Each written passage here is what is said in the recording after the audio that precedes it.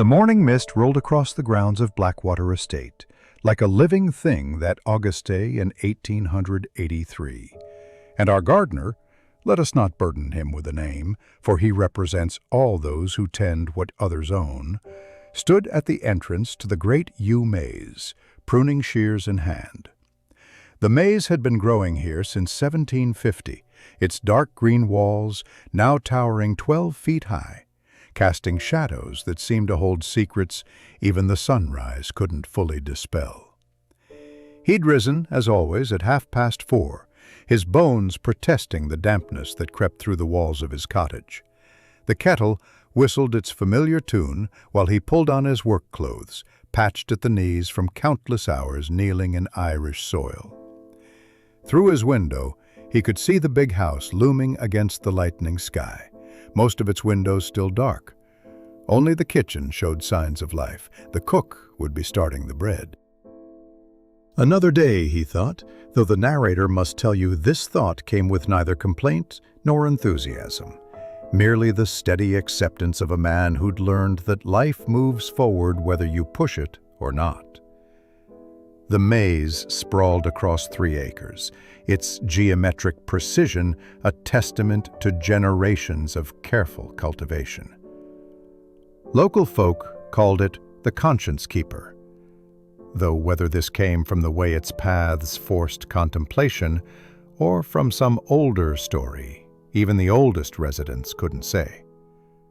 The gardener had heard all the tales in his 15 years here, how Lord Blackwood's grandfather had commissioned it after a vision, how a Protestant minister had gone mad within its walls during the rebellion of 1798, how children who entered with lies on their lips would find themselves walking in circles until they confessed.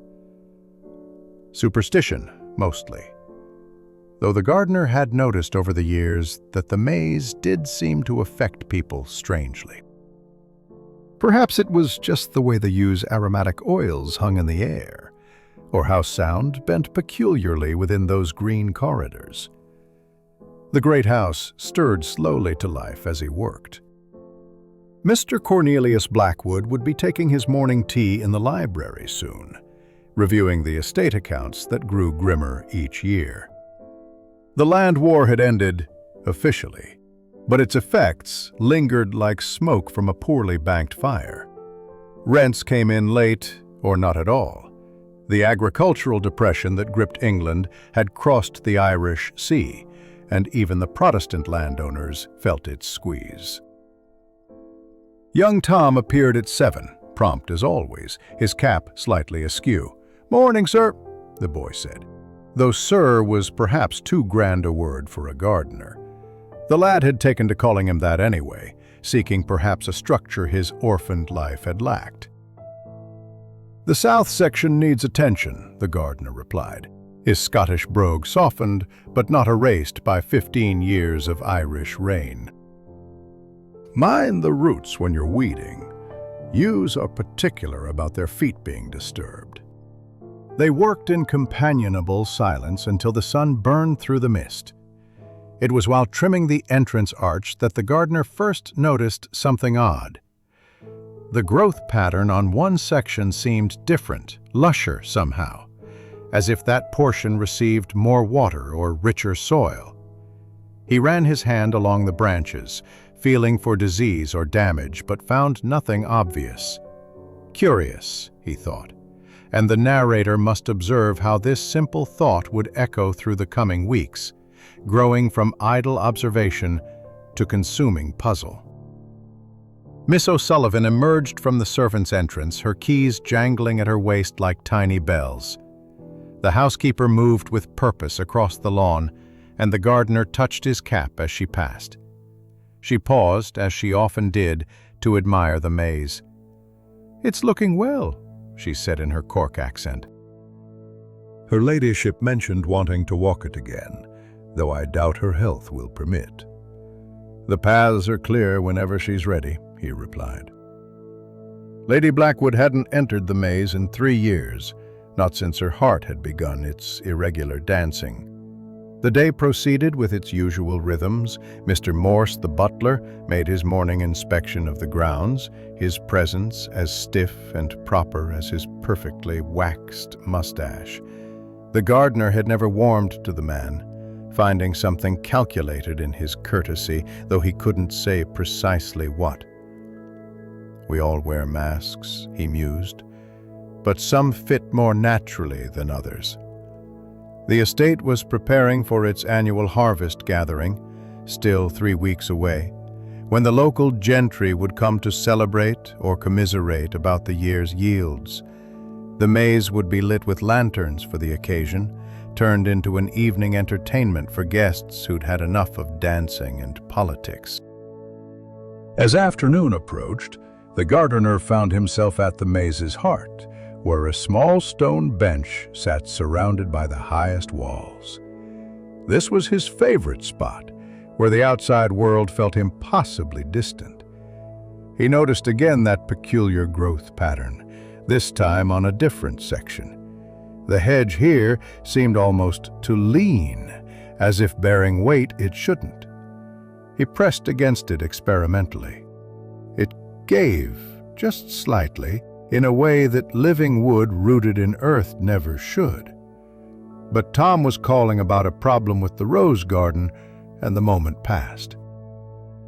That evening the gardener sat in his cottage, recording the day's work in his journal by lamplight. Outside, the maze stood silent and dark, keeping its secrets for a few weeks more. The harvest gathering arrived with unusual heat for late August, and Blackwater Estate transformed into a carefully orchestrated display of prosperity that fooled no one who looked closely.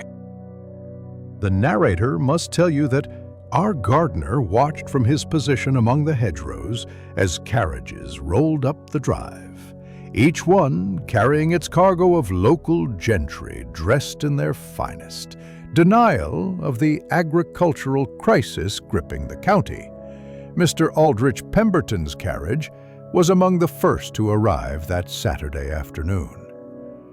A grain merchant from Dublin, Pemberton had the look of a man who'd grown fat on other people's harvests, his waistcoat straining, his face flushed even before the wine was served.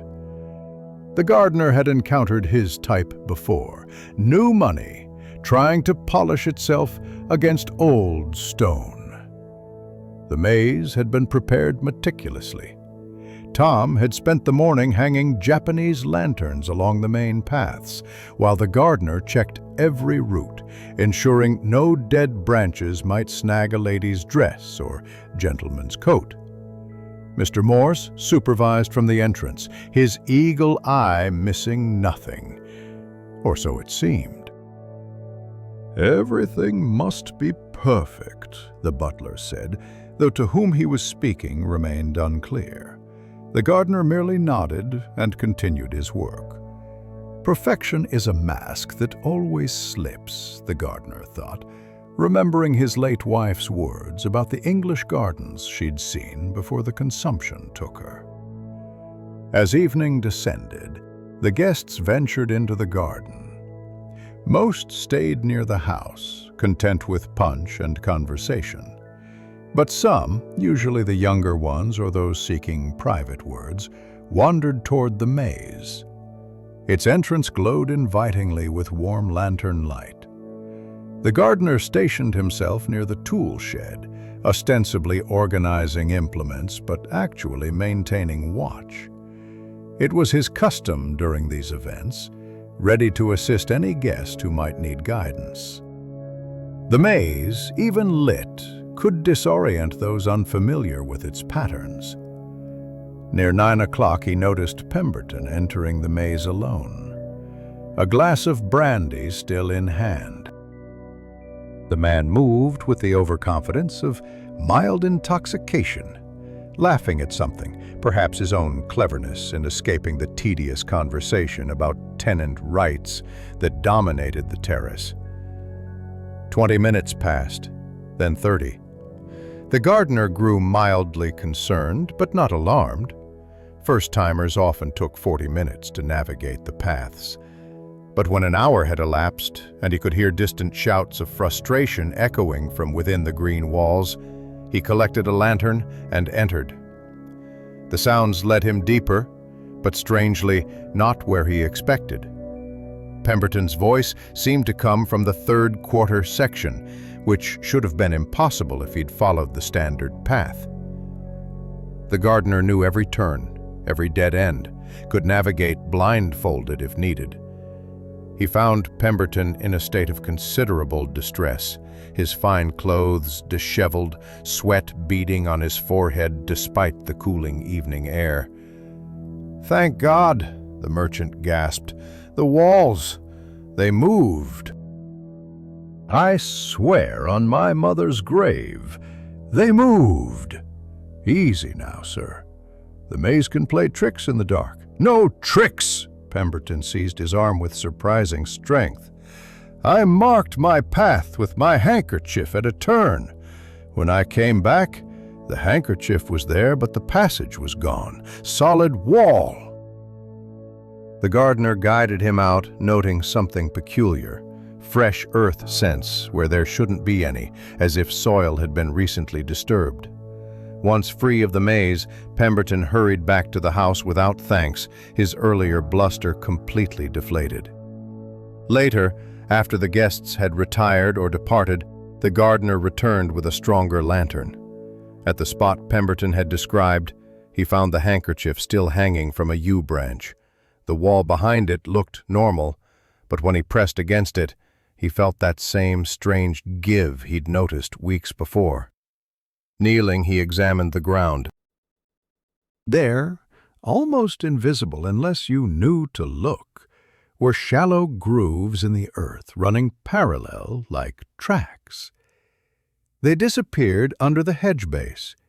He sprinkled some loose dirt over them, an automatic gesture of concealment he didn't quite understand. The next morning brought commotion. Pemberton had left at dawn, barely taking leave of his hosts, claiming urgent business in Dublin. Mr. Blackwood was perplexed and somewhat offended. Mr. Morse, however, seemed unsurprised, wearing what might have been satisfaction on his usually impassive face. "Some men simply cannot hold their drink," the butler observed to Miss O'Sullivan, though the housekeeper's expression suggested she found this explanation insufficient.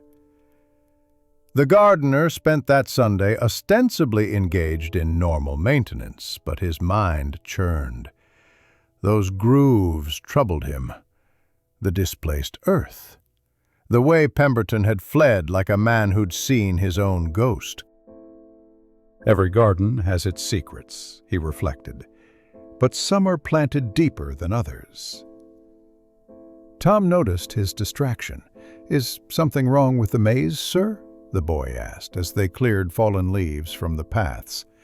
"What makes you ask that?" "You keep looking at the walls, strange-like. And that gentleman last night, Mary said he was white as her apron when he came inside." Mary. The kitchen maid Tom fancied. The gardener filed this away, noting how the boy's voice changed when he mentioned her name. "The maze is old," he said finally. "Old things develop peculiarities." That afternoon, Father Brennan visited for his weekly consultation with Lady Blackwood. The gardener encountered him in the garden afterward, the priest looking troubled. "I hear there was some excitement last night," Father Brennan said, his keen eyes studying the maze entrance. "Mr. Pemberton had difficulty with the paths." The priest was quiet for a moment. "You know, there are stories about this maze. Older than the estate itself, some say, though that's impossible, of course." The gardener waited. In his experience, priests always had more to say. "They say it judges those who enter, that it knows the weight of conscience." Father Brennan smiled, but it didn't reach his eyes. "Superstition, naturally, though I wonder sometimes if places can hold memory. if stones and trees might witness more than we suppose. As the priest departed, the gardener stood before the maze entrance, seeing it anew, not just a garden feature, but perhaps an instrument, though of what purpose and in whose hands remained to be discovered. September arrived with its peculiar Irish light, golden but somehow melancholy, and our gardener began the autumn maintenance of the maze with more purpose than usual. The narrator observes how he moved through his work with the focused intensity of a man solving a puzzle without knowing all its pieces. The first Tuesday of the month dawned crisp and clear. Tom had been sent to help with the apple harvest, leaving the gardener alone with his shears and his suspicions. He'd decided to begin with the section where Pemberton had been trapped, working methodically along the hedge wall, trimming and examining each portion. It was nearly noon when his shears caught on something that shouldn't have been there. A thin wire, painted green to match the U, running vertically through the branches. Following it down, he discovered it disappeared into the soil. But when he cleared away the grass and loose earth at the base, his fingers found not the deep-rooted foundation of a century-old hedge, but the rough edge of wood. Sweet Mother of God, he thought, though he wasn't a particularly religious man. Working carefully, he excavated around the base. The hedge, a 10-foot section of it, was growing in a massive wooden tub sunk into a concealed trench. The craftsmanship was remarkable. The tub edges aligned perfectly with the surrounding ground, covered by overlapping sod. Unless you were looking for it, kneeling as he was now, you'd never notice. The wire ran down into a mechanism beneath the tub, wheels set on tracks, the same grooves he'd noticed before. A test push revealed the entire section could move, though with considerable effort. Some sort of counterweight system must be involved, he reasoned, to make movement feasible for one person. "Sir?" Tom's voice startled him. The boy had returned early, his shirt stained with apple juice. "Mrs. O'Sullivan said you might need—" "Blessed saints, what is that?" The gardener considered sending the boy away, but Tom had already seen too much. Besides, he needed someone he could trust, and the lad had proven himself discreet. "Say nothing of this to anyone," he said quietly. "Help me understand what we're dealing with first." Together they traced the track system. It ran beneath the grass in a complex pattern, branching at several points. Tom, smaller and more agile, crawled into spaces the gardener couldn't reach, reporting back on what he found. Junction points, switching mechanisms, all carefully concealed and maintained. "It's like the railway switches at the station," Tom said with wonder. "But for hedges." By late afternoon, they'd identified 4 movable sections, each capable of creating or eliminating passages through the maze. The engineering was ingenious. Whoever had designed this understood not just mechanics but psychology, how to disorient and confuse. But why, the gardener wondered. And more importantly, who? They were replacing the concealing sod when Mr. Morse appeared, silent as always. The gardener's heart hammered, but he kept his hands steady, continuing to pat down the earth. "Working late?" the butler inquired, his tone neutral. "Autumn maintenance can't wait for convenience," the gardener replied, matching the butler's calm. "The rains will come soon enough." Morse's gaze swept the area, lingering perhaps a moment too long on the freshly replaced sod. "Indeed. Her ladyship appreciates your dedication. She mentioned wanting to view the maze from her window tomorrow. I trust everything will be in order?" "As always, Mr. Morse. The butler departed, but the gardener felt his scrutiny lingering like morning frost. That evening, he sent Tom home with strict instructions to say nothing, not even to Mary. The boy's face fell at this restriction, but he nodded solemnly. The gardener spent the night sketching what they'd discovered, trying to map the mechanism's full extent. The work was older than he'd first thought. The wood of the tubs was aged, perhaps 30 or 40 years. This wasn't recent mischief, but something established, maintained, refined over time. The next morning brought rain, soft but persistent. The gardener worked alone, following the tracks deeper into the maze. Near the center, partially hidden by a particularly dense growth of yew, he found a small deviation in the path he'd never noticed before. Pushing through the branches, he discovered a narrow passage leading to a structure he'd assumed was just decorative backdrop. An old Victorian pavilion, its glass panels green with algae. The door was locked, but locks had never much troubled him. His late wife used to joke that he could coax opening from anything that grew or was made of wood. The lock yielded to his ministrations, and he stepped inside. What he found there made him sink onto a dusty bench, overwhelmed by the implications. The pavilion wasn't abandoned. It was a control room.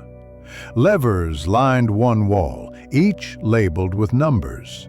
A periscope device stood in the center, its mirrors and lenses allowing observation of various maze sections.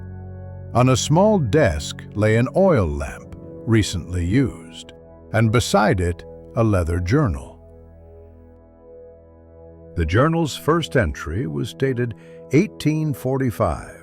Written in a hand he didn't recognize, but as he flipped through the pages, the writing changed, became more recent.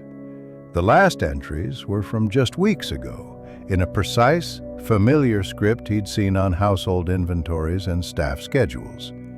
Each entry consisted of initials, dates, and brief notes. J.P., August 28th, grain speculation in Limerick, and M.F., July 15th, votes against tenant relief. The gardener closed the journal, his mind racing. Someone had been using the maze as a trap, collecting information from those who became lost within its shifting walls. The question was whether this was mere mischief or something more sinister. Every garden has its snake, he thought. But this one seems to have given it the keys to paradise. He replaced everything exactly as he'd found it and relocked the door. As he emerged from the hidden passage, he nearly collided with Tom, who was waiting anxiously. "Sir, you need to know. Mary heard Mr. Morse telling someone they'll need to use the special arrangement during Lady Blackwood's birthday next month. She didn't understand what he meant, but I thought..." The gardener placed a hand on the boy's shoulder. The plot was thickening like morning mist, and October was still weeks away. Time enough to understand the full scope of this discovery, and perhaps to decide what should be done about it. The pavilion drew the gardener back like a moth to flame, though he waited 3 days before returning, choosing an afternoon when Mr. Morse had gone to Cork on estate business. The narrator must note how our gardener moved through the maze with new understanding now, seeing it not as paths between hedges, but as an elaborate stage where private dramas had been playing out for decades. This time he brought tools and rags, maintaining the pretense of routine maintenance should anyone observe him entering the hidden passage. Tom kept watch at the maze entrance, ready to whistle should anyone approach. A sharp blast for Mr. Morse, 2 short notes for anyone else. Inside the pavilion, dust motes danced in the filtered green light. The gardener began a methodical examination, starting with the lever system. Each lever connected to cables that ran through buried pipes to the movable hedge sections. Testing them carefully, he found they operated smoothly, recently oiled. Someone had been maintaining this mechanism with the same care he gave to the hedges above. The periscope device proved even more ingenious than he'd first realized. Not just mirrors and lenses, but an intricate system of rotating prisms that allowed observation of multiple maze sections. Small markers indicated viewing angles, labeled in the same hand that had made the recent journal entries. Watching, he thought. Always watching. Like God, if God were a blackmailer. Behind the desk, he discovered a second journal, older, bound in cracked leather. This one told a different story. The first entry, dated 1845, was in the hand of the previous Lord Blackwood, the current master's father. The mechanism is complete. O'Brien has outdone himself with the engineering, though I fear I've given him too much drink as payment. The maze can now be reformed into 7 different configurations. An amusing diversion for garden parties, though Margaret thinks it excessive. The entries continued sporadically over the years, describing demonstrations for guests, amusing incidents of confused visitors. But the tone changed in 1863. Discovered something useful today. Lord H. became lost during the summer gathering, and in his distress, confessed to his companion about the railway shares. Information worth having in these uncertain times. The gardener sat back, absorbing this. What had begun as aristocratic whimsy had evolved into something darker. But when had Mr. Morse discovered it? The handwriting changed to the butler's precise script in 1878, 5 years ago, shortly after the previous Lord Blackwood's death. A whistle, 2 short notes, someone approaching, but not Morse. The gardener quickly returned everything to its place and slipped out through the passage. He emerged to find Father Brennan standing at the maze entrance, conversing with Tom. "Ah, there you are," the priest said. "Young Tom said you were working deep in the maze. I thought perhaps I might walk with you, if you don't mind. I find the paths conducive to contemplation." They walked together, the priest's cassock brushing against the hedge walls. The gardener found himself studying the older man, wondering what he knew or suspected. "I've been thinking about our conversation," Father Brennan said eventually.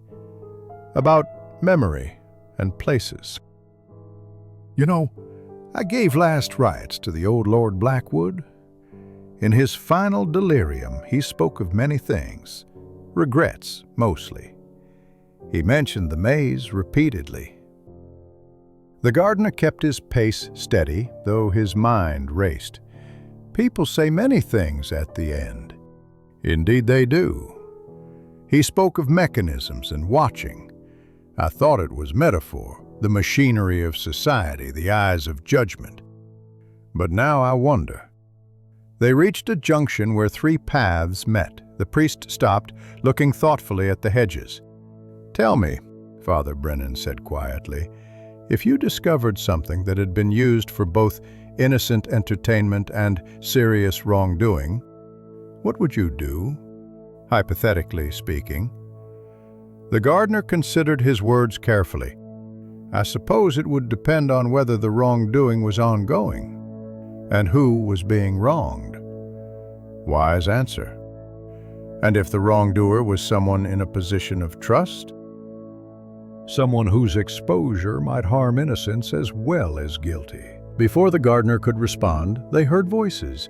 Mr. Morse had returned early, and he was not alone. Through the green walls, they could hear him speaking to someone about preparations for Lady Blackwood's birthday celebration. The arrangements must be perfect. Morse was saying. "Lord Ashford will be attending, and his support for Mr. Blackwood's railway proposal is crucial." The companion murmured agreement. The voices faded as they moved toward the house. Father Brennan touched the gardener's arm gently. "I should tell you something. Lord Ashford came to confession last month when visiting his sister in Cork. He spoke of being pressed to support something against his conscience. He feared exposure of some private matter, but wouldn't say what. I couldn't break the seal of confession. But now, walking here..." The priest didn't finish, but his meaning was clear. The gardener walked him to the entrance, both men silent with their separate thoughts. That evening, the gardener sat with the estate's guest book, borrowed from the library on the pretense of checking attendance for garden tour planning. Cross-referencing with the journal entries from the pavilion, a pattern emerged. Every person whose initials appeared in the recent entries had subsequently made decisions favorable to the estate or its interests. The magistrate, J.P., had dismissed poaching charges against one of Blackwood's gamekeepers. M.F., a member of Parliament, had indeed voted against tenant relief that would have affected the estate's income. Power, the gardener reflected. Not money, but power. The ability to make men dance to your tune without them knowing who plays the fiddle. Tom appeared at his cottage door as darkness fell, looking troubled. "Mary's scared, sir. Mr. Morse has been asking her questions about what she's heard, what she might have told others." He gave her a gift, too, a hair ribbon. She thinks he's sweet on her, but I know better. He wants something. The gardener poured the boy a cup of tea, a liberty he wouldn't normally take, but these weren't normal times. "Tell Mary to be careful, but not obviously so. Accept the ribbon. Thank him prettily, but volunteer nothing. Can she do that?" "She's clever enough. But, sir, what is all this about?" The gardener looked at the eager young face across from him and made a decision. The boy was already involved. Better he understand the danger. "What would you say if I told you the maze could change itself? That someone has been using it to trap and pressure important people?" Tom's eyes widened, but he didn't scoff or disbelieve. "I'd say that explains why Mr. Morse always knows things he shouldn't. Mary says the other servants call him the spider, always sitting in his web, knowing when anything touches a strand. Out of the mouths of babes," the gardener thought. Or in this case, out of the mouths of kitchen maids. The September days grew shorter, and with them came a procession of discoveries that made our gardener question everything he thought he knew about justice and morality. The narrator must observe how he began spending his evenings not in peaceful solitude, but hunched over borrowed newspapers and public records, piecing together the lives of those whose initials appeared in that damning journal. The estate's library proved surprisingly accessible. Mrs. O'Sullivan, perhaps sensing something in his manner, had mentioned that Mr. Blackwood encouraged the staff to improve themselves through reading. Though between us, she'd added with a wry smile, I doubt he imagined anyone would actually take him up on it. So the gardener found himself among the leather-bound volumes and newspaper archives, researching the maze's victims. What he discovered complicated his initial revulsion at Morse's scheme.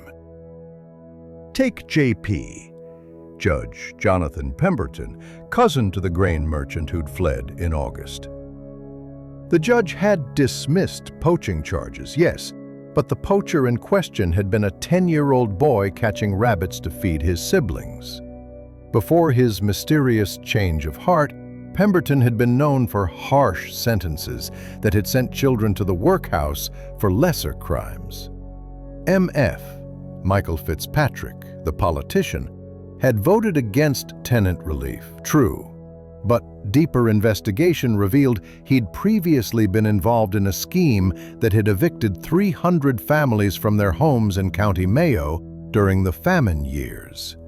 His sudden reluctance to support further evictions seemed, in this light, almost like justice. Who judges the judges, the gardener wondered, remembering Plato's old question from a book his wife had once read to him. And who watches the watchers? Tom, meanwhile, had been conducting his own investigations among the servant class.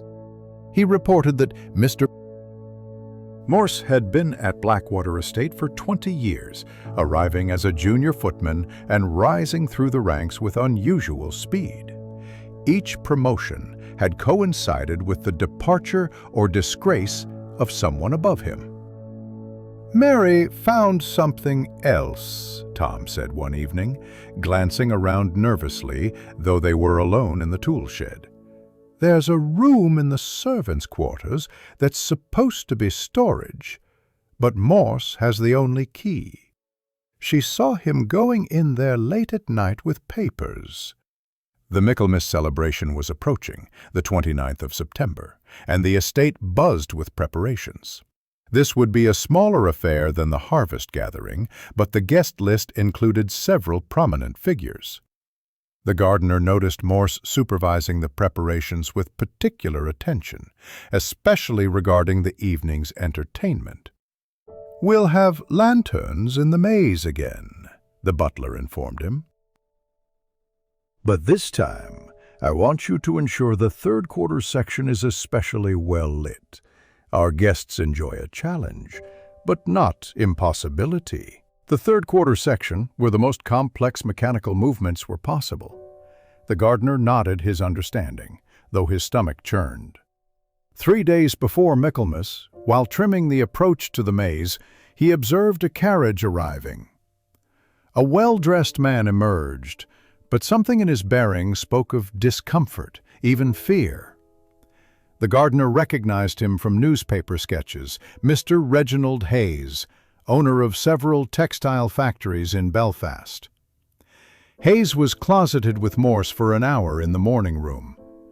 Through the window, the gardener could see animated conversation, Hayes gesticulating wildly, while Morse remained calm, occasionally consulting papers.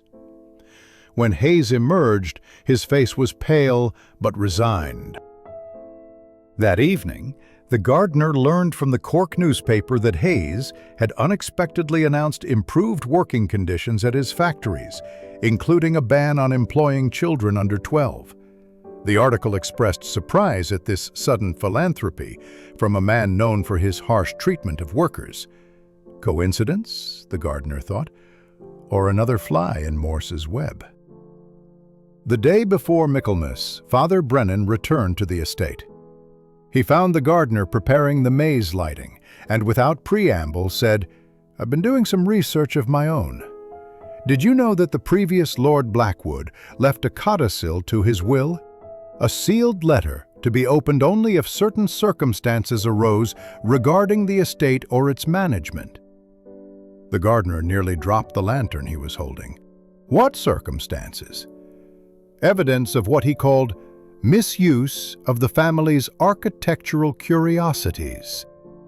Interesting phrase, wouldn't you say? Before the gardener could respond, they heard footsteps. Mr. Morse appeared around the hedge corner, his approach so quiet they hadn't heard him until he was nearly upon them.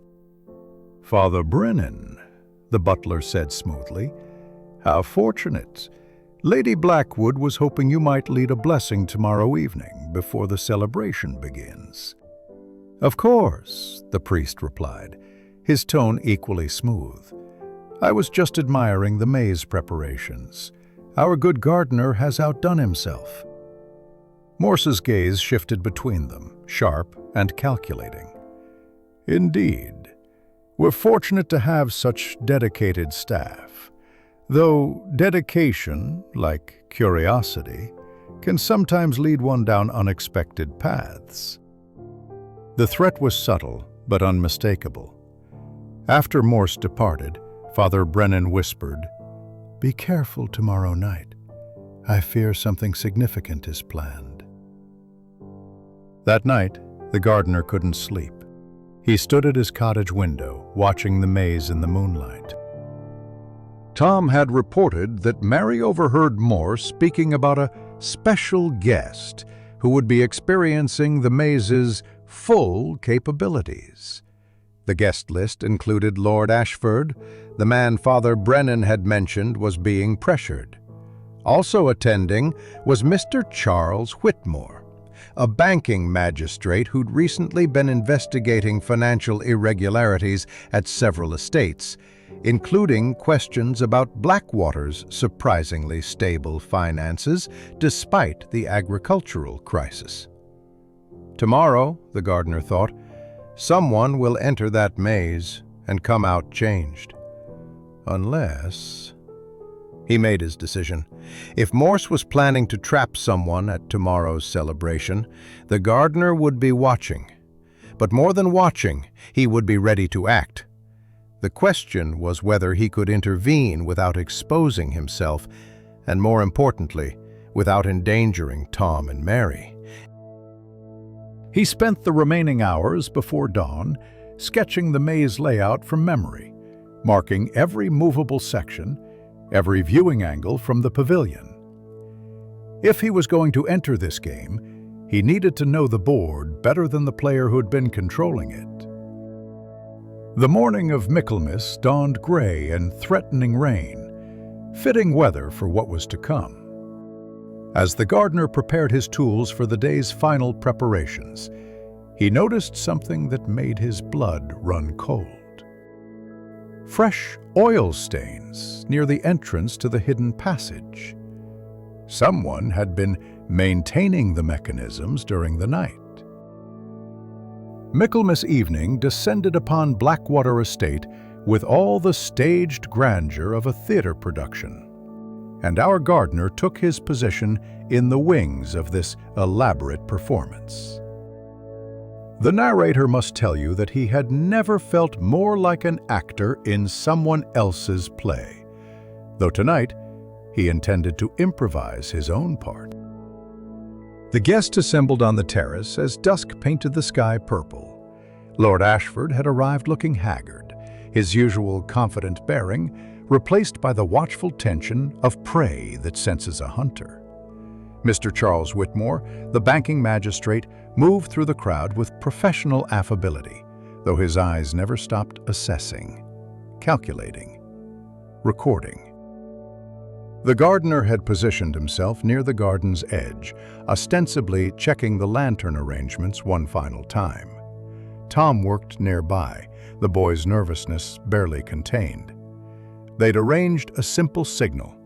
If Tom saw Morse heading toward the pavilion, he would drop his pruning shears, the metal clang carrying in the evening air.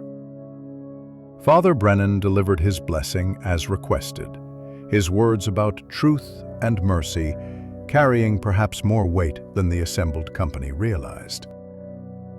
Lady Blackwood, making a rare appearance despite her fragile health, sat in a wheeled chair near the French doors, her thin face animated by the festivities.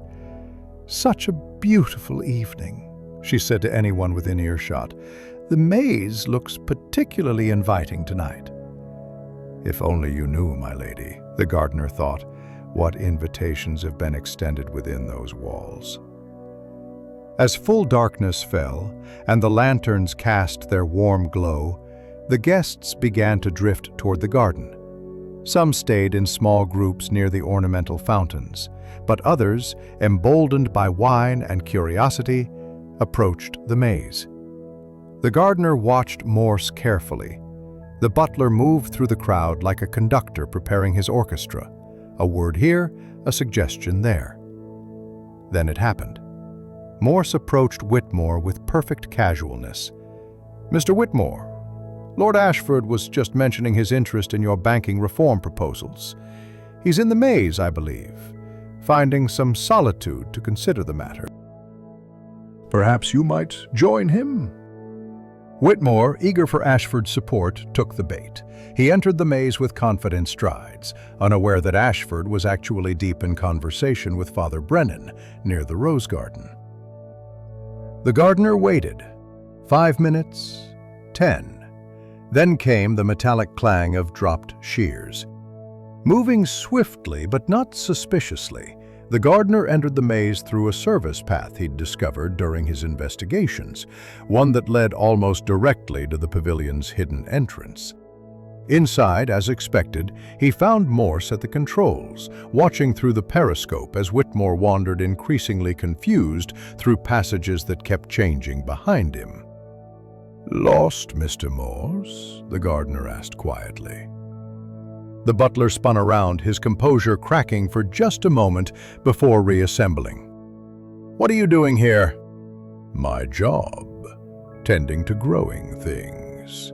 Though I wonder if some things have grown beyond their proper boundaries." Morse's hand moved toward one of the levers. "You don't understand what you're interfering with." "I understand enough. Whitmore's investigating the estate's finances, isn't he? Finding irregularities that need explaining?" "Careful, gardener. You're overstepping your station." The gardener moved closer, noting how Morse's confidence seemed to waver without his usual advantage of secret knowledge. "Am I? Or am I simply tending to weeds that have grown too aggressive?" Through the periscope's eyepiece, they could both hear Whitmore's growing distress. The man was calling out now, his banking magistrate's dignity crumbling. "What is it you want from him?" the gardener asked. "What secret could a banker have worth this elaborate trap?" Morse's jaw tightened. "Whitmore approved loans to Catholic merchants while denying them to Protestant landowners. He's destroying the natural order of things. Someone must maintain balance." Balance, the gardener thought. What men call balance when they mean their own advantage. "And Lord Ashford? What's his crime?" "He knows about irregularities in the estate's books. His silence is necessary for the family's stability." Suddenly, the pieces connected in the gardener's mind. "You're not collecting secrets for yourself. You're protecting the estate. The missing funds, the impossible financial stability. You've been using this maze to cover Blackwood's debts." Morse's silence was confirmation enough. "Does Mr. Blackwood know?" "He suspects," Morse admitted, "but he doesn't inquire. A gentleman doesn't examine too closely the sources of his salvation." Whitmore's cries were becoming desperate. The gardener reached for the levers. "Let him out!" "I can't. He'll ruin everything." "Then I will!" They stood frozen for a moment, two servants faced with choices above their station. Then unexpectedly Morse laughed, a bitter sound. "You think you're righteous? How many families depend on this estate? If Blackwater falls, hundreds lose their livelihoods. Is Whitmore's dignity worth their survival?" The moral complexity of it struck the gardener like a physical blow. But before he could respond, another voice spoke from the entrance. "Perhaps that's not your decision to make." Father Brennan stood in the doorway, and behind him, impossible but undeniable, was Mr. Blackwood himself. "Sir," Morse began, but Blackwood raised his hand. "I followed Father Brennan when I saw him enter the maze with such purpose. I must admit, I didn't expect this." His voice was steady, but his face showed the strain of unwanted revelation. Through the periscope, Whitmore's voice had gone quiet. Exhaustion or resignation, it was hard to tell. "Release him," Blackwood ordered quietly. "Guide him out yourself, Morse. Tell him you were checking the lanterns and heard his distress." Morse hesitated, then operated the levers with practiced efficiency, opening a direct path. He left without a word, his perfectly straight posture somehow conveying defeat. Blackwood surveyed the pavilion, taking in the mechanisms, the journal on the desk, the full scope of what had been happening in his maze. "My father built this," he said softly. "I knew about the mechanical aspects. He showed me once when I was young. But this application, that was never his intention." "What will you do?" Father Brennan asked. Blackwood was quiet for a long moment.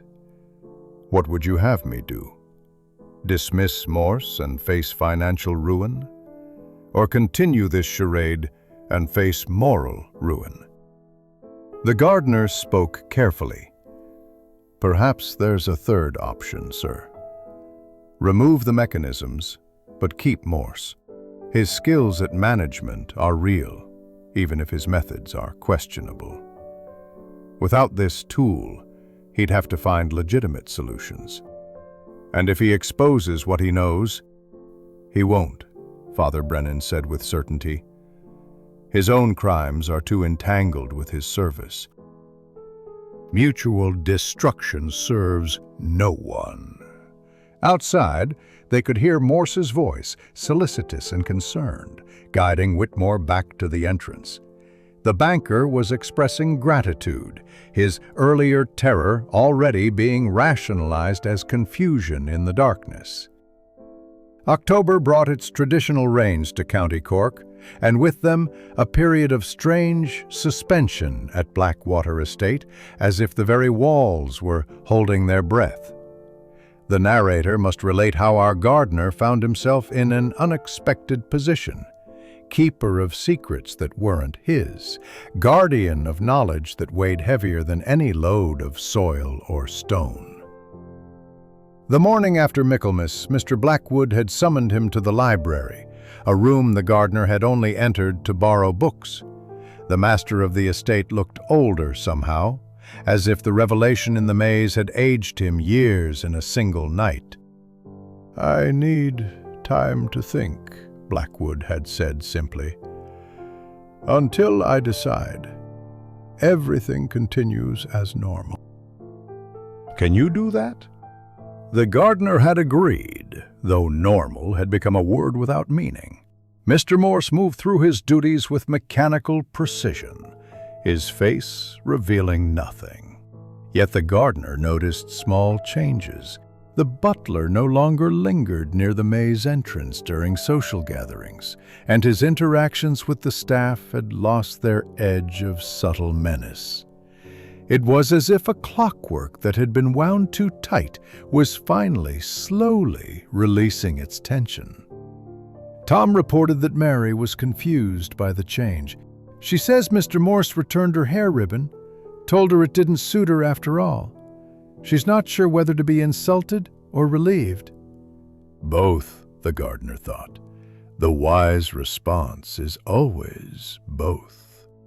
3 days into October, while working on the autumn pruning, the gardener made another discovery. Hidden beneath years of ivy growth on the pavilion's exterior wall, he found a small brass plaque. "In memory of Margaret Blackwood, who found peace in nature's patterns. 1748 to 1792. The First Lady Blackwood, who'd inspired the maze's creation." The gardener cleared the plaque carefully, wondering what she would think of how her memorial had been used. That afternoon, Father Brennan appeared with unexpected news. "I've been corresponding with a colleague in Dublin who specializes in historical documents. That codicil I mentioned, it's been opened." The gardener set down his tools. "What did it say?" The old Lord Blackwood was more astute than anyone realized. He knew about the mechanism's potential for misuse. The letter instructs that if evidence emerges of the maze being used for coercion, the estate should commission its restoration to the original design, as a contemplation garden, nothing more. Does Mr. Blackwood know? He will by evening. The family's solicitor is traveling from Cork as we speak. The gardener absorbed this, thinking of all the victims over the years. What about those who were trapped? Their secrets used against them. Father Brennan's expression was troubled. That's where it becomes complicated. You see, I've been doing more research. Mr. Morse wasn't the first to use the maze this way. There are records suggesting it's been happening intermittently since at least 1860. Various butlers, even a head gardener in 1871. The gardener felt a chill that had nothing to do with October's breath. A head gardener. Someone in his own position had been part of this. The question, Father Brennan continued, is whether exposing all this history serves any purpose beyond satisfying our need for justice. Many of the victims are dead, others have moved on, and some, frankly, were not innocent themselves. That evening, the gardener encountered an unexpected visitor in the maze, Lady Blackwood, wrapped in shawls being wheeled through the paths by Miss O'Sullivan. It was her first visit in 3 years. I wanted to see it again, she said when she noticed him, before whatever changes are coming. She knew then. The gardener wondered how much she'd always known. My husband's father showed me the mechanisms when I was a young bride, she continued, her voice barely above a whisper. He said it was the estate's secret strength. I was horrified, but also I understood. These great houses, they're like the maze itself, full of hidden passages and false walls, all to maintain an appearance. Miss O'Sullivan remained silent, but the gardener caught her expression. She too had suspected more than she'd ever said. Will you show me the pavilion? Lady Blackwood asked. I've never seen it, only heard about it. He led them through the hidden passage, Lady Blackwood's chair barely fitting. Inside the pavilion, she surveyed the mechanisms with neither surprise nor condemnation, only a deep sadness. All this cleverness, she murmured. All this effort to control what can't truly be controlled. People's hearts, their choices, their secrets, they find ways to escape, just like water finds cracks in stone. She reached out and touched one of the levers gently. My husband is a good man, but he's weak. He knew something was sustaining us through impossible times, but chose not to look closely. That's his nature, to trust too much in providence, not recognizing when providence has human hands. The gardener thought of his own willful blindness over the years, the small signs he'd dismissed, the questions he hadn't asked. We all choose not to see sometimes, my lady. Yes, she agreed. But now the lights are lit, aren't they?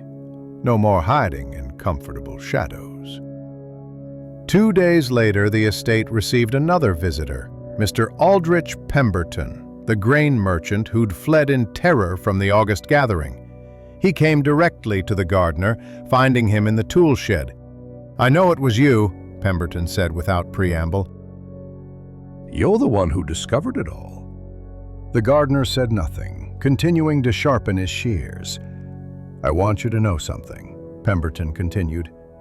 What happened in that maze, being trapped, thinking I'd gone mad, it changed me. I'd been planning to corner the grain market in Cork, drive prices up before winter. Hundreds of families would have suffered. But stumbling in that darkness, feeling that helplessness, I understood what I was about to do to others. He placed an envelope on the workbench. This is for you. Use it as you see fit, perhaps for those who tend gardens but own no land. After Pemberton left, the gardener opened the envelope. It contained enough money to support a family for a year. He sat looking at it, thinking about unintended consequences, about how even evil tools might sometimes produce good results. But at what cost, he wondered.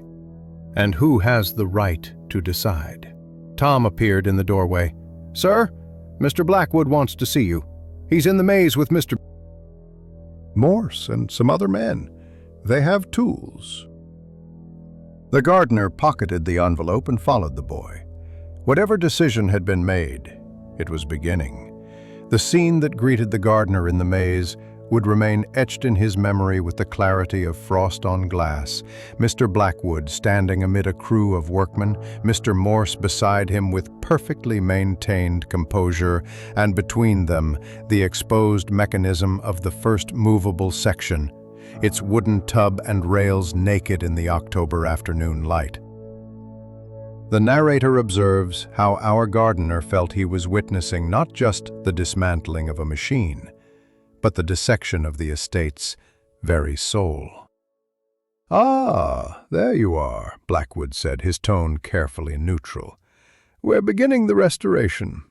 Mr. Morse has been most helpful in identifying all the mechanical sections." The butler's face revealed nothing, but the gardener caught the slight tremor in his gloved hands. This was his life's work being undone, his elaborate web being swept away strand by strand. "However," Blackwood continued, "we've encountered a complication. The removal process is more complex than anticipated. The root systems of the movable sections have grown beyond their containers, anchoring themselves to the permanent hedges. Simply extracting them would damage the entire maze structure." The gardener examined the exposed section, kneeling to study where the contained roots had indeed broken through their wooden prison, interweaving with the established hedge roots in an embrace that would be destructive to separate. Even false things grow real, he thought, given enough time and care. "What do you recommend?" Blackwood asked, though his eyes suggested he was asking about more than horticulture. "The sections could be fixed in place," the gardener said carefully. "Remove the mechanisms, but leave the hedges where they are. Seal the tracks, fill the trenches. Let them become what they appeared to be, permanent parts of the maze." "A elegant solution," Morse said, speaking for the first time. His voice carried an odd note, perhaps relief, perhaps resignation. "The maze remains intact, but its flexibility ends." The work began in earnest. Over the following days, the gardener supervised the careful process of immobilization. Each movable section was locked into its current position, the rails removed, the trenches filled with earth and stone. The pavilion's mechanisms were disconnected, the levers removed, though the structure itself remained. Lady Blackwood had insisted it stay as a garden folly, a place for contemplation. During this work, the gardener made a discovery that chilled him. Beneath the pavilion floor, they found a collection of documents, not just the journals he'd seen, but letters, photographs, even what appeared to be a suicide note from someone dated 1872. The maze had been collecting secrets like a spider's larder, preserving evidence of human frailty across decades. "Burn them," Blackwood ordered when shown the cache, but Father Brennan, who'd been observing the work, intervened. "No, these are testimonies of suffering. They should be returned where possible, or if not, properly blessed and buried. The dead deserve that much respect." It was decided that Father Brennan would handle the documents, using his discretion to return what could be returned without causing fresh harm, and properly disposing of the rest. On the fourth day of work, as October rain turned the ground to mud, the gardener was surprised by a private conversation with Mr. Morse. The butler approached him near the tool shed, his usual impeccable appearance slightly disheveled from supervising the manual labor. "I suppose you think me a monster," Morse said without preamble. The gardener considered this. "I think you're a man who convinced himself that wrong methods could serve right purposes." "Do you know why I really did it?" Morse's composure cracked slightly. "Oh, the estate's finances were part of it, yes. But the very first time I used the maze, it was against Mr. Hartwell, the previous estate manager. He'd been taking liberties with the housemaids. Young girls with no recourse, no voice. I trapped him in that maze and let him stew in his fear until he confessed everything. He left the county within a week. The gardener absorbed this information, another complication in an already complex moral landscape. After that, Morse continued, it seemed justified to use it again and again, each time for what seemed like good reasons, but somewhere along the way I stopped questioning whether my judgment was sound. I became intoxicated by the power of it. Power corrupts, the gardener said simply. No, Morse disagreed. Power reveals. It shows us who we truly are when we think no one can stop us. I've learned who I am, and I'm not proud of it. Before the gardener could respond, Tom came running through the rain, his face flushed with urgency. Sir, Mr. Morse, you need to come quickly. There's been an accident in the maze. One of the workmen broke through into something, a chamber, underground. They rushed to the site, where a crowd had gathered around a hole that had opened in the earth. One of the workmen had stepped on what appeared to be solid ground, only to break through rotted wooden planking. Below was a stone chamber about 6 feet square with what appeared to be stairs leading deeper. Nobody goes down there until we know it's safe, Blackwood ordered, but the gardener was already lowering a lantern on a rope. The light revealed something unexpected. The chamber was lined with stones, bearing carved Celtic symbols, far older than the maze itself. On a stone shelf sat several objects, bronze implements, what might have been offering bowls, and in the center, a small stone maze pattern carved in miniature.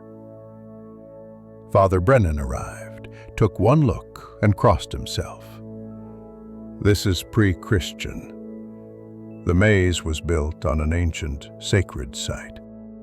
A place of judgment, Miss O'Sullivan said quietly. She'd appeared among the gathered crowd, her usual practical demeanor replaced by something approaching awe. My grandmother told stories of such places, where druids would divine truth through sacred patterns. The gardener thought of all the secrets the modern maze had extracted, built unknowingly above this ancient site of revelation. Perhaps, he thought, some places are destined for certain purposes, no matter what we build on top of them. Seal it back up, Blackwood said after a long moment. Properly this time, with stone and mortar. Whatever was here before, it's not ours to disturb. As the workmen prepared to follow this order, the gardener noticed Morse staring into the chamber with an expression of profound recognition. It was never really about the mechanisms, was it? The butler said quietly. The place itself. It wanted truth to be revealed. We were just the latest instruments. The gardener wanted to dismiss this as superstition, but standing there in the October rain, watching the ancient chamber being sealed once more, he couldn't entirely disagree. Some mysteries, he was learning, were better left undisturbed. Lady Blackwood's birthday arrived on the 20th of October with unusual warmth, as if the weather itself had conspired to provide one last golden day before winter's approach. The narrator must now relate the culmination of our gardener's plan, conceived during those long nights of moral wrestling, when he'd decided that justice sometimes requires its own form of deception. The estate buzzed with preparation for what would be the final grand gathering of the season. The gardener had worked tirelessly to restore the maze's appearance, erasing all traces of the recent excavations. The hedges stood proud and unmarked, keeping their secrets as they always had. But beneath this familiar surface, he'd made certain modifications of his own. Tom had been his co-conspirator, the boy's nimble fingers and small size, allowing him to install what the gardener couldn't reach. Together, they'd created something new, not not mechanical trickery, but strategic placement of mirrors at crucial junctions, angled to create illusions of passages where none existed. It was simpler than the old mechanism, relying on twilight and lantern light rather than moving walls. "Why are we doing this, sir?" Tom had asked. "Because sometimes," the gardener had replied, "the hunter must know what it feels like to be prey." The afternoon of the celebration, Mr. Morse approached him with an unusual request. "Mr. Blackwood wishes the maze to be available for evening tours. He wants to demonstrate that it holds no more secrets, that guests can enjoy it without fear." The butler's tone was neutral, but the gardener caught something in his eyes. Was it suspicion? Warning? Or perhaps recognition that the game, though changed, wasn't entirely over? Among the arriving guests was Archbishop Donnelly from Dublin, a man whose influence in both religious and political circles was considerable. The gardener knew from overheard conversations that Morse had been cultivating the Archbishop's trust for months, though for what purpose remained unclear. As evening fell and the lanterns were lit, the gardener took his customary position near the tool shed. But this time, Tom was stationed inside the maze itself, hidden in a small maintenance alcove they'd discovered during the restoration. Mary, who'd proven herself trustworthy, was positioned where she could observe both the maze entrance and the servants' hall. The celebration proceeded normally at first. Guests mingled on the terrace. Lady Blackwood received birthday wishes from her chair by the French doors, and Mr. Blackwood played the gracious host despite the strain visible to those who knew to look for it. Then, as the gardener had anticipated, Morse made his move. He approached the Archbishop with practiced deference. "Your Grace, Mr. Blackwood particularly wanted you to see the maze. It's been in the family for over a century, and we're quite proud of its restoration." Archbishop Donnelly, a man of 60 with the bearing of someone used to being obeyed, nodded graciously. "I've heard much about it. They say it reveals the truth of a man's character." "Indeed," Morse replied, and the gardener heard layers of meaning in that single word. They entered together, Morse leading with a lantern. The gardener counted slowly to 100, then followed. Inside, he could hear their voices echoing off the hedge walls, the Archbishop asking about the maze's history, Morse responding with his usual precise courtesy. At the first junction, where the gardener and Tom had placed their largest mirror, he heard the Archbishop's voice change. "I thought we came from that direction, Morse. The maze can be disorienting, Your Grace. This way, I believe." But the way Morse believed led to another mirror, this one angled to create the illusion of a circular path. The gardener moved parallel to them, using his knowledge of the true paths to stay close, but unseen. "Morse," the Archbishop's voice carried a note of irritation now, "we're going in circles." "I don't understand, Your Grace. This should be straightforward." 10 minutes passed, then 20. The Archbishop's irritation transformed into something else. The gardener heard it in his increasingly rapid breathing, his sharp commands for Morse to find the way out. But Morse, trapped in his own confidence, couldn't navigate the illusions he didn't know existed. It was then that the gardener made his presence known, appearing from a side path with his own lantern. "Lost, gentlemen?"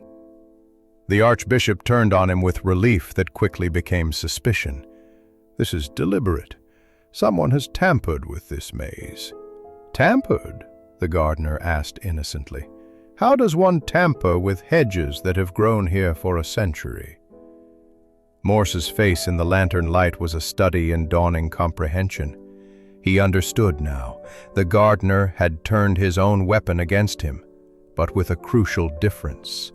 No mechanical trickery, no provable deception, just mirrors that could be explained as decorative additions, and a butler who'd simply lost his way.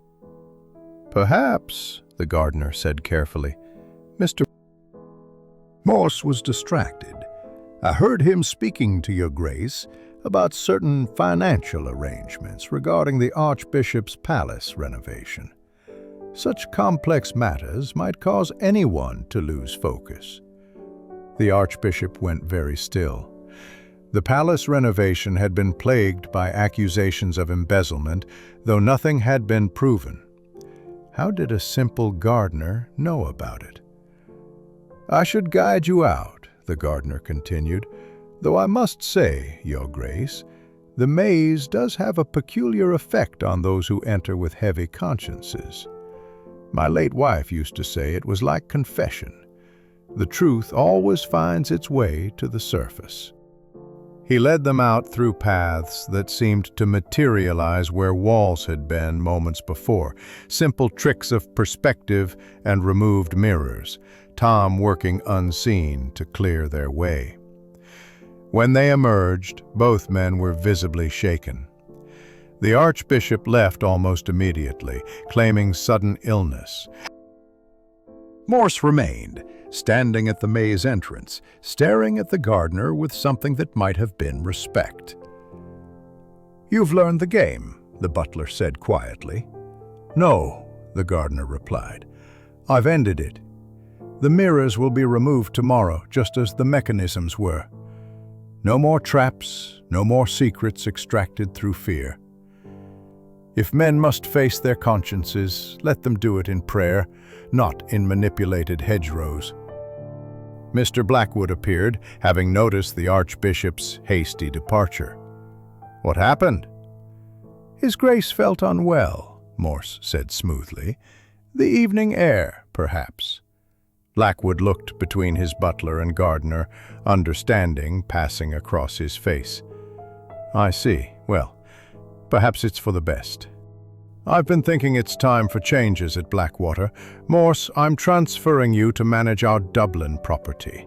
A fresh start, wouldn't you say?" Morse bowed slightly. "As you wish, sir."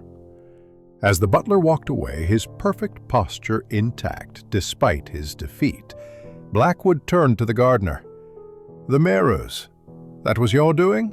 "What mirrors, sir? I only maintain the hedges." Blackwood almost smiled. "Indeed. Well, whatever doesn't exist will need to be removed tomorrow." The party continued, but the gardener noticed a different quality to it now. The maze stood empty of visitors, its lanterns burning untended. Word had spread somehow, perhaps servants' gossip, perhaps intuition, that the maze was better avoided tonight. Later, as the gardener extinguished the lanterns one by one, Tom appeared from the shadows. "We did it, sir. We actually did it." "We did something," the gardener corrected. "Whether it was right or wrong, only time will tell." All Saints' Day came to Blackwater Estate with the first true frost of autumn, silvering the maze walls like an old man's beard.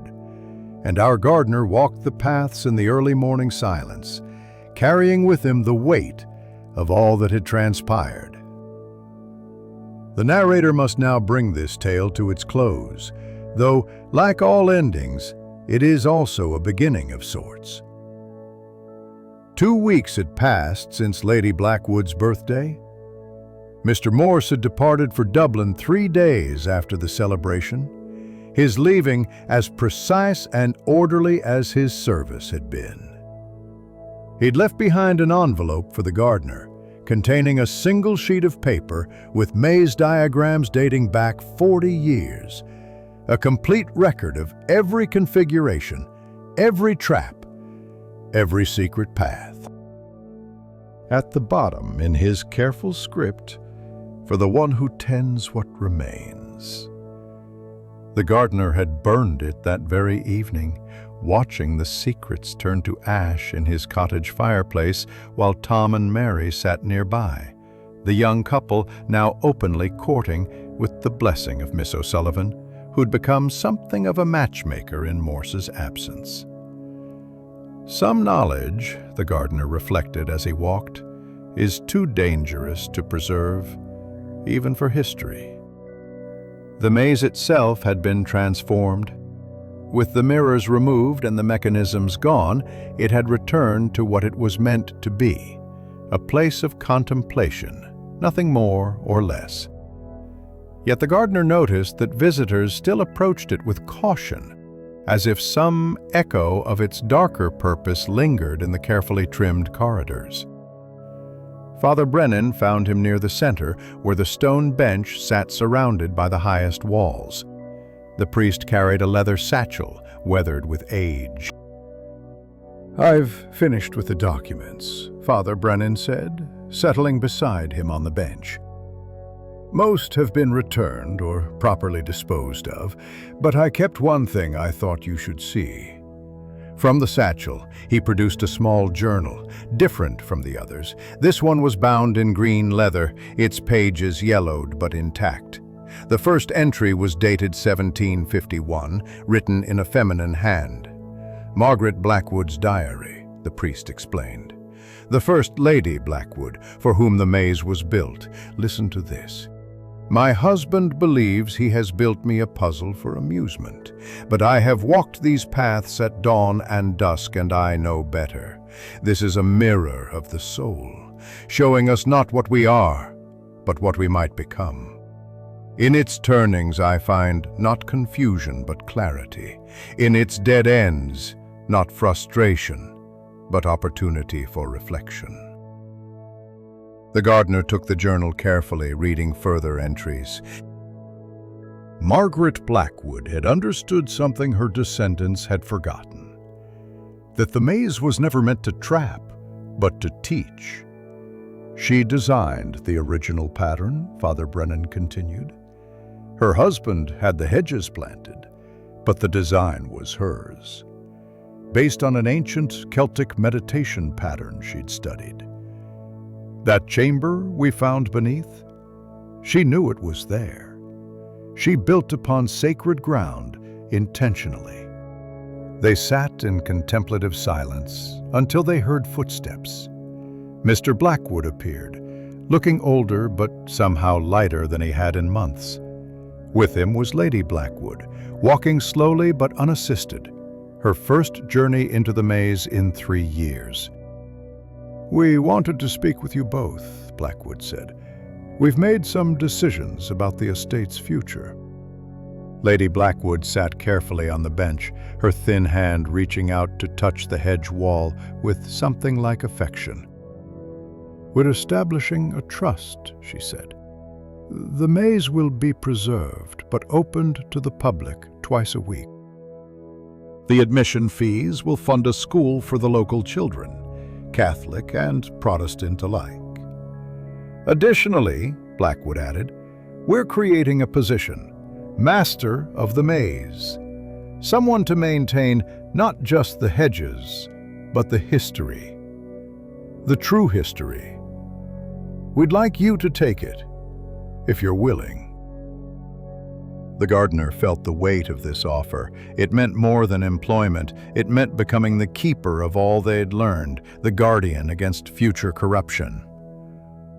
"I'll need an assistant," he said finally. "Tom's proven himself capable." "Of course. And the cottage will be improved. Proper heating, new windows. A gardener shouldn't have to suffer the cold to tend beauty." As the Blackwoods departed, Lady Blackwood turned back. "That journal Father Brennan showed you, keep it safe. Let it remind us all what this place was meant to be." The weeks that followed brought changes both subtle and profound. The estate, freed from the artificial support of extracted secrets, had to face its financial truths. Some lands were sold. Some servants dismissed with good references and severance, but the core remained, Smaller, perhaps, but more honest. Tom and Mary announced their engagement on Christmas Eve, planning a spring wedding when the maze would be in full bloom. The gardener gave them Pemberton's envelope as an engagement gift, enough to start their life properly. On New Year's Eve, the gardener stood alone in the pavilion, now cleaned and converted into a true garden folly, with seats and windows that actually opened. The mechanical fixtures were gone, but he'd insisted on keeping one thing, the periscope, though now it was fixed in place, offering a single view of the maze's heart.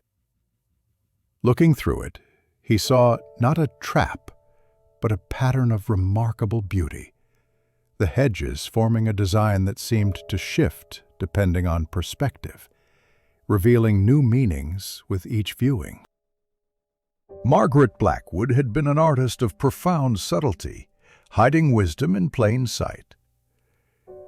We are all gardeners, he thought, tending the growth of truth or deception, cultivation or wildness. The choice is always ours.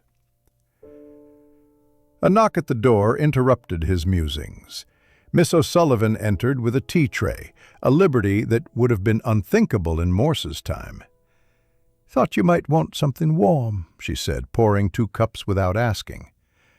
They stood together, looking out at the maze in the moonlight. "Do you miss it?" she asked. "The excitement, the mystery?" "I miss the simplicity of not knowing," he admitted. "When a maze was just a maze, and a garden just a garden." "But they never were they? We just chose not to see." As midnight approached, bringing 1884 with all its unknown possibilities, the gardener raised his cup in a toast to the maze, to Margaret Blackwood's vision, to all the secrets buried and revealed. The maze stood silent in the winter darkness, its paths covered in frost, waiting for spring and new growth. It would never again be an instrument of coercion, but it remained what it had always truly been, a place where people might lose themselves to find themselves, where the journey mattered more than the destination. The gardener finished his tea and prepared for the walk back to his cottage. Tomorrow would bring the first day of a new year, and with it, the eternal work of tending, trimming, shaping growth. Some might call it ordinary work, but he now knew better. Every garden was a moral choice made manifest. Every hedge a decision about what to reveal and what to conceal. As he locked the pavilion door, a figure emerged from the shadows. A young man he didn't recognize, well-dressed but nervous. "Excuse me, sir. Are you the maze keeper?"